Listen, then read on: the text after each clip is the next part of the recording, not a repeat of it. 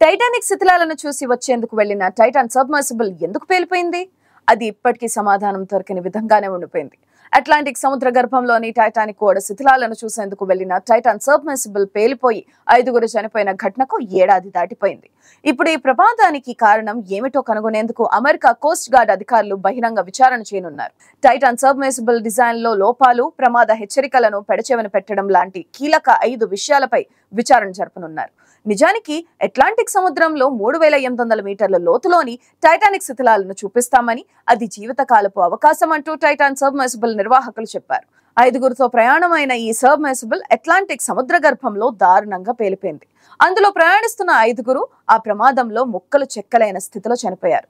నిజానికి ఆ రోజు ఏం జరిగిందన్నది తలుచుకుంటే చాలు ఒళ్ళు గగ్గురుపాటుకు లోనవుతుంది.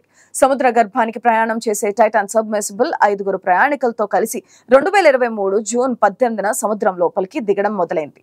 అప్పుడు అందులో ఓషన్ గేట్ సంస్థ CEO స్టాక్టన్ రష్, బ్రిటిష్ సముద్ర సాహసికుడు హమీష్ హార్డింగ్, ప్రసిద్ధ French driver Paul Henri Nargeolet, British Pakistan వ్యాపారవేత్త షహజాదా దావూద్, ఆయన 19 ఏళ్ల కుమారుడు సులేమాన్ కూడా ఉన్నారు. అంతా ఉత్కంఠగా ఎదురు చూస్తున్నారు. ఉన్నట్టుండి సముద్రం అడుగుకు వెళ్తున్న సబ్మర్సిబుల్ కు సముద్రం పైన ఉండే సహాయక నౌకతో సంబంధాలు తెగిపోయాయి. ఆ తర్వాత సబ్మర్సిబుల్ ఆచూకీ తెలియకుండా పోయింది.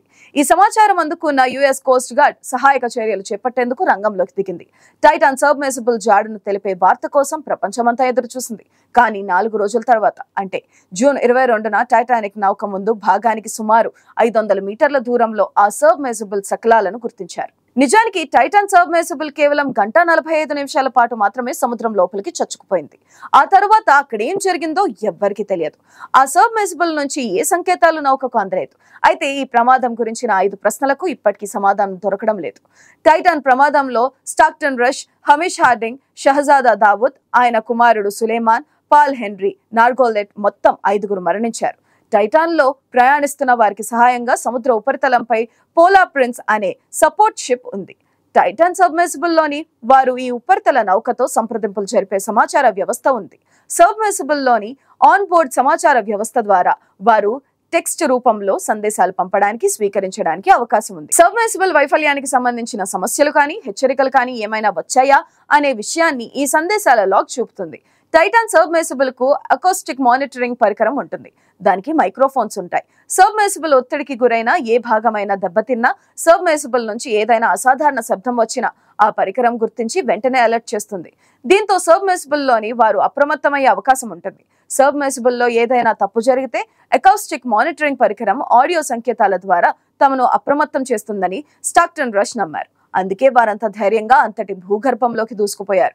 అయితే ఈ సబ్మర్సిబుల్ సముద్రం పైకి రావడానికి తగినంత సమయం ఇచ్చేలా ఆ మానిటరింగ్ పరికరం అప్రమత్తం చేయగలిగిందా అన్న అనుమానం పరిశోధకులకు కలిగింది. ఆ హెచ్చరిక ఎంత త్వరగా ఇవ్వగలిగిందనేది ప్రశ్న. సబ్మర్సిబుల్ సముద్రం లోపలికి దిగేటప్పుడు పరిస్థితులు సాధారణంగానే ఉన్నాయి. అందులోని అలారంలు ఎటువంటి హెచ్చరికలు చేయలేదు. దీంతో అందులో ఉన్న వారికి తమ జీవితాలు మరికొద్ది క్షణాల్లో ఏం కానున్నాయనే విషయంపై ఎలాంటి క్లారిటీ లేదు. టైటాన్ వైఫల్యానికి గల కారణాలను తెలుసుకోవడానికి దాని శకలాలను ఫోరెన్సిక్ నిపుణులు పరీక్షిస్తున్నారు.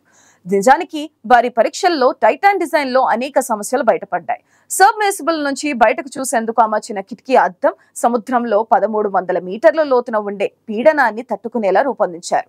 కానీ టైటాన్ సబ్మర్సిబుల్ అంతకంటే 3 లోతుకు వెళ్ళింది. మరి ఆ అద్దం అంతటి పీడనాన్ని తట్టుకోలేకపోయిందా అన్నది అనుమానంగానే ఉంది. టైటాన్ ఆకృతి కూడా గుండ్రంగా కాకుండా అసాధారణంగా సిలిండర్ రూపంలో ఉంది. లోతైన సముద్ర జలాల్లోకి వెళ్లే చాలా సబ్మర్సిబుల్స్ ఆకృతి గుండ్రంగానే ఉంటుంది. ఇలా ఉండడం వలన సముద్రం లోపల అన్ని వైపుల నుంచి పడే పీడనం సబ్మర్సిబుల్ కు సమానంగా పంపిణీ అవుతుంది. ఈ వాహనం బయట భాగాన్ని కార్బన్ ఫైబర్ తో తయారు చేశారు. సహజంగా సముద్రంలోని తీవ్రమైన పీడనాన్ని తట్టుకోవడానికి టైటానియం లాంటి లోహాలను ఉపయోగిస్తారు. లోతైన సముద్ర జలాల్లో కార్బన్ ఫైబర్ ను ఓ అనూహ్యమైన పదార్థంగా పరిగణిస్తారు. టైటాన్ అప్పటికి అనేక సార్లు టైటానిక్ శిథిలాల వరకు వెళ్లి రావడం వల్ల సముద్ర జలాల ఒత్తిడికి కార్బన్ ఫైబర్ కుంచుకుపోయి దెబ్బతిన్నది. అయితే ఆ విషయాన్ని నిర్వాహకులు ఇగ్నోర్ చేశారు. దాంతో అది కాస్త క్రమంగా బలహీనపడిపోయింది. వివిధ లోహాల మధ్యన ఉన్న జంక్షన్లు కూడా ఆందోళనకరమే. కార్బన్ ఫైబర్ ను టైటానియం రింగ్స్ తో జత చేయడం కూడా ఒత్తిడిని తట్టుకునే శక్తిని తగ్గిపోయిందేమోనని అంటున్నారు పరిశోధకులు. ప్రపంచంలో కమర్షియల్ సబ్మర్సిబుల్ పరిశ్రమకు దీర్ఘకాలిక మచ్చలేని భద్రతా రికార్డు ఉంది. ఓషన్ గేట్ సంస్థ మాత్రం ఆ రికార్డును నిలబెట్టలేకపోయింది. గల్లంతైన సబ్మర్సిబుల్ జాడ కోసం విమానాలు, నౌకలు చాలా రోజులు గాలించాయి. టైటాన్ సబ్మెర్సిబుల్ ప్రమాదం జరగగానే దాని ఆచూకీ కోసం నౌకలు, విమానాలు, రిమోట్ తో నడిచే వాహనాలు ఆ ప్రాంతంలో తీవ్రంగా గాలించాయి. 2 రోజుల గాలింపు అనంతరం ఓ పరిశోధక విమానంలోని సోనార్ సముద్ర జలాల అడుగు నుంచి శబ్దాలను గుర్తించినట్టు తెలిసింది. ఈ శబ్దాలు టైటాన్ సబ్మెర్సిబుల్ నుంచి వస్తున్నాయనే అంచనాలున్నాయి. దీంతో ఆ శబ్దాలు ఎక్కడి నుంచి వస్తున్నాయో తెలుసుకోవడానికి రిమోట్ వాహనాలను పంపారు. కానీ అవి ఏమీ కనుగొనలేకపోయాయి. ఆ శబ్దాలు ఏమిటన్నది ఇప్పటికీ స్పష్టంగా తెలియదు. టైటాన్ సబ్మెర్సిబుల్ గల్లంతైన సమయంలో అది వైఫల్యానికి గురైనట్లు సూచించే శబ్దాన్ని అమెరికా నౌకాదళం గుర్తించింది. కానీ దాని శకలాలను కనుగొనేంత వరకు ఈ సమాచారం బయటికి రాలేదు. టైటానిక్ శిథిలాలు సందర్శనను ఓ పర్యాటకంగా నిర్వహిస్తున్న ఓషన్ గేట్ టైటాన్ సబ్మెర్సిబుల్ పై అప్పటికి అనేక మంది ఆందోళన వ్యక్తం చేశారు. సముద్ర గర్భంలోకి వెళ్లే సబ్మెర్సిబుల్స్ డిజైన్, నిర్మాణం, టెస్టింగ్, ఆపరేషన్స్ అన్ని ప్రమాణాలకు అనుగుణంగా ఉన్నాయో లేదో స్వతంత్ర సంస్థలైన అమెరికన్ బ్యూరో ఆఫ్ షిప్పింగ్ లేదంటే నార్వేకు చెందిన గ్లోబల్ అక్రెడిటేషన్ సంస్థ DNV తనిఖీలు చేస్తాయి. చాలా మంది సబ్మెర్సిబుల్ ఆపరేటర్లు ఈ తనిఖీలు చేస్తుంటారు. కానీ టైటాన్ సబ్మెర్సిబుల్ కు అది చేయించలేదు. టైటాన్ లో ప్రయాణించడానికి ఒక్కొక్కరు మన కరెన్సీలో అయితే 2,09,70,000 రూపాయలు చెల్లించారు. వీరంతా ఈ ప్రయాణంలో ఎదురయ్యే ఇబ్బందులు తమకు తెలిసనే ధృవీకరణ పత్రంపై కూడా సంతకం చేశారు. ఐర్లాండ్ కు చెందిన వ్యాపారవేత్త ఓయిసెన్ ఫానింగ్ 2022లో టైటాన్ లో అప్పటికే 2 సార్లు వెళ్లి వచ్చారు. ఆ సబ్మెర్సిబుల్ గల్లంతు కావడానికి ముందు ఆయన 2వ సారి ప్రయాణించారు. అయితే టైటాన్ సబ్మెర్సిబుల్ సర్టిఫైడ్ కాదనే విషయాన్ని ఆయనకు ఓషన్ గేట్ సంస్థ స్పష్టంగా చెప్పలేదు. టైటాన్ ప్రయోగాత్మకమైనది. అదీ కాకుండా అంతకు ముందు కొన్నిసార్లు అది సముద్రంలోకి వెళ్లి వచ్చింది.